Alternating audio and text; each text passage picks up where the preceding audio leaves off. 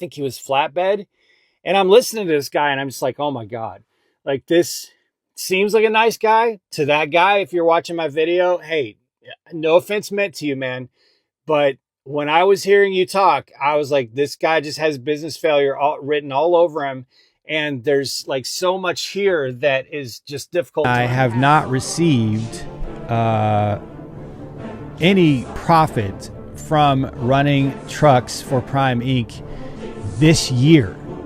We are in April, and we have not netted any profit on our trucks this year. But then you go doing all these videos where there's just like inaccuracies and there's unchecked claims. These rumors, you think that they're true, or maybe some fleet manager said something or this or that, but it doesn't make them true. No, see, Eric, you're confused. I don't believe rumors until I actually get documents in my hand.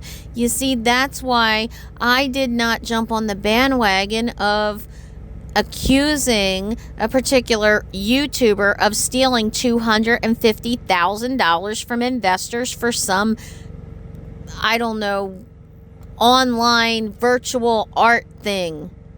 Although I hear there is somebody that has proof of it, proof that the money, exactly when the money was taken out of the wallet.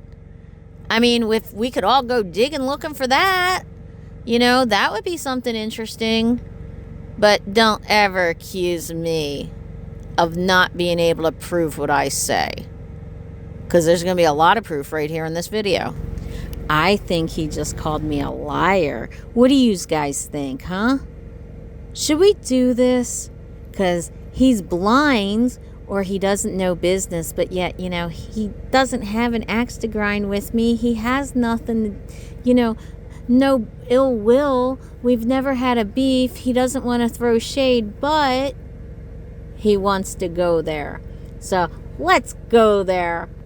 He's only profiting 37 cents per mile for 18 months. That's not just a Prime thing. Again, maybe he's just had a lemon truck and it just hasn't worked for 18 months. I don't know. But that's a really rare scenario, you guys. That's crazy. Hi, guys, and welcome to Trucking Along with Kearsey. That's me, normally your positive voice in trucking, and I know I've been really nasty and bitter lately, but that's going to be changing soon. I am now at a new company, and I love it. It's amazing. I've already run more miles in 1 week at this new company than I had in 2 weeks of Prime Inc. But this is a reaction video to driver lineup, Eric. And I am going to get to the gist. He made a video about me, and 6 minutes into that video is when he starts talking about me, and I apologize that the cat is behind me screaming and yelling. Sorry. So anyway, the gist of his video is that I am a liar and I didn't post proof of things that I say. If you watch the video, the driver said he made 37 cents a mile profit, meaning after taxes. The settlement was on the screen showing that after his $1.39 a mile expenses, what went to bank was 58.7 cents a mile. But that's not profit. That's not really the net that everybody talks about. When people say net, they really, at least in my mind, you mean profit. So 58.7 cents a mile still gets taxed. And anything he bought for the truck that didn't go through Prime still has to come out that 58.7 cents a mile. So why do I have to explain this to a bunch of business owners that own multiple trucks and, and have employees? It shouldn't be that difficult for you to understand. I put the settlement on the screen. Why are people up in arms? I mean, I don't get it.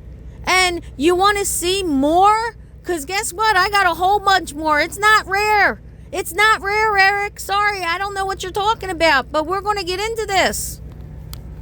These Friday safety meetings, which I don't watch anymore. The only time I'll tune into one is if somebody like Lyle or somebody texts me and says, oh my God, did you see what they said Friday?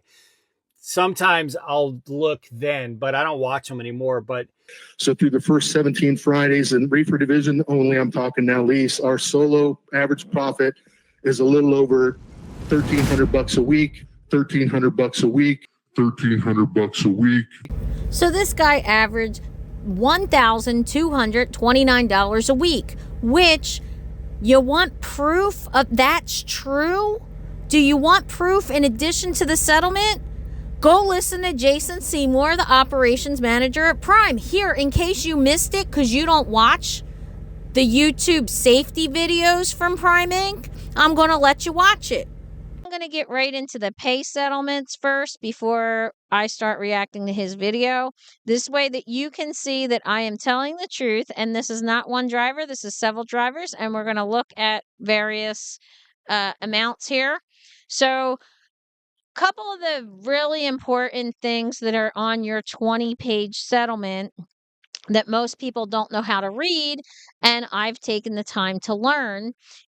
Couple of the really important things are the total operation expenses. And on all of these, I make sure I cross out the driver's name, their truck number, their fleet manager's name. So there's no identifying markers on any of these settlements because I wouldn't do that to somebody.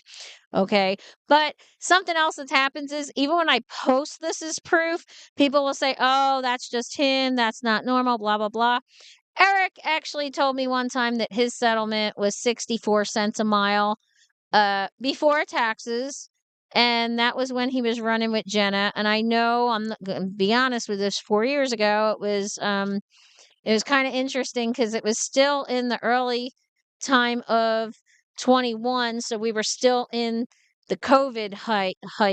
So he should have been at more cents per mile then. So if these two experienced drivers are at 64 and 65 cents a mile after expenses before taxes, I don't understand why it would be so difficult to think that there would be a newer driver at 58 cents a mile before taxes.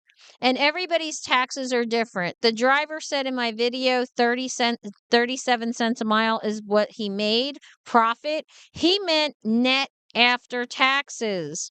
Now, if you're somebody that lives in Texas, you're not going to have state income tax. If you're somebody that lives someplace like New Jersey, you have state tax, county tax, local tax. So everybody's taxes are always different. And this is why I always say talk about your your gross, because everybody's taxes are different. It is more genuine to do the gross. It's harder when you're talking about lease ops because they'll tell you the gross. Oh, I made $1 million last year. But if you spent $2 million, you didn't make $1 million. You're $1 million in the hole. And so numbers are really important to me. Anyway, this person's total operation costs, the way Prime settlements work, the first two columns is your week. And then the next two columns is your year to date. And then the last two columns are your lease to date. So out of that set, each set is $1 total. And then the second column of the set is your cents per mile. Now, I've had lease ops on YouTube say, I don't get paid by the mile, I get paid by the load. Yes, but it all breaks down to a cents per mile, and you have to know that for operation costs, especially if you're going to be a mini fleet owner or you're going to have a co-driver on your truck that's a company driver. You have to know what you're going to be able to pay that person. Okay, so this total operating expenses, if you go to the last two columns, that's what I'm always really concerned with. Okay, because in my opinion, that's really the total. That's the total for the entire time that you've had the lease. So yeah, people could have like a really good week and they'll say, "Oh, I made, $10,000 this week. I made $15,000." But that wasn't after expenses and that might have been one time. If they're making $1,000 a week, uh, every other week, then it's not going to stay. It's going to average out. This person paid out $71,725, which was an average of $1.95 per mile, is what was paid out in expenses. So this person made $13,007 in the 27 weeks in service. At the top right corner, it says weeks in service 27. So in 27 weeks, this person made $13,007, which came out to 35.5 cents a mile. Okay. Let's sit here and calculate this. 13,007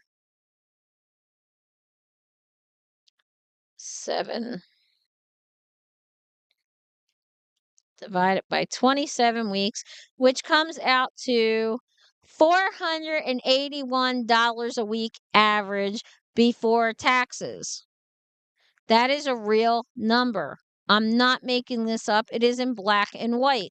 This person left Prime after the 6 months, decided to come back to Prime months later, thinking that they would become a company driver. This person was pressured into going lease again. This person contacted me because despite repeatedly saying that this person wanted to go company, they even put this person back with their lease fleet manager. It was total pressure. I was able to get into contact with somebody who owned a mini fleet and put this person there on the mini fleet. Here's another one. This driver had this truck for 61 weeks. This is somebody that's been driving for a couple of years. He paid out $240,000. $240,551, which came to $1.66 per mile operation cost to make $88,846, which came to a average of 61.6 cents a mile.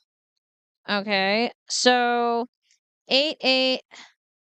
846 divided by 61 weeks came out to $1,456 a week average before taxes. That's 61.6 cents a mile before taxes. Right there. This person paid out $112,000, $112,444, which came to an average expense of $1.61 a mile, paying out $112,000 to make $32,708. If you take that $32,708 divided by the 40 weeks in service, he averaged $817 a week, which came to 47.1 cents per mile. These are not wild allegations that I'm making, and these are all different people. I can keep going on and on and on. And just because somebody's a lease purchase doesn't, mean that they're out of it too, that they're doing so much better, because I have lease purchase ones too. Me, the truth. And if you say something, prove it. If you say something outlandish like that, prove it. Like, for example, this particular YouTuber was a company driver. This particular YouTuber was a company driver. So this person may not know that we actually can see the rate con. So there was no pushback on that. Dude, the rate con is in the settlements. I mean, it's not in the settlements, but you can pull up you can pull up the rate contract. Okay, Eric's a little confused here. Two things real fast. Maybe he doesn't know this because he's only ever been inside Prime and he didn't look for the information. I don't know. It's not that hard. Rate con stands for rate confirmation. It's a guarantee that that rate is not going to change. Now, yes, there may be slight, idiosyncrasies in each contract that you would make. However, it's to prove this is the rate you're getting. What they get at Prime in their proposal, which is what tells them they're getting, it's an estimate. That's what the EST stands for when they get the pre-plan estimate, which means it's not a confirmation, which means months down the line, Prime can then turn around and take money out of their pay, and they don't even know why. And then one of the YouTubers, this happened to her, and she wound up quitting Prime. If I remember correctly, it was Roadrunner Nia, and it was $900. I'll go find that video if you want proof, Eric, but you could go look for it. How about that? And you were right the first time. It is on your settlement, up on the first page where the loads are listed. I'll even post that too. Again, it's not a rate con. It's on your settlements. It's not a rate con. You get that settlement after the load. Rate cons you get before the load, and they're not estimate. They don't change. Okay? That's part of where, you know, the whole reason I made this video is because you're really coming across hypocritical. Okay? You just wrote in your newsletter dated May 22nd, 2 years ago, I was bankrupt, and it has taken everything in me to try to pull out of it. Okay?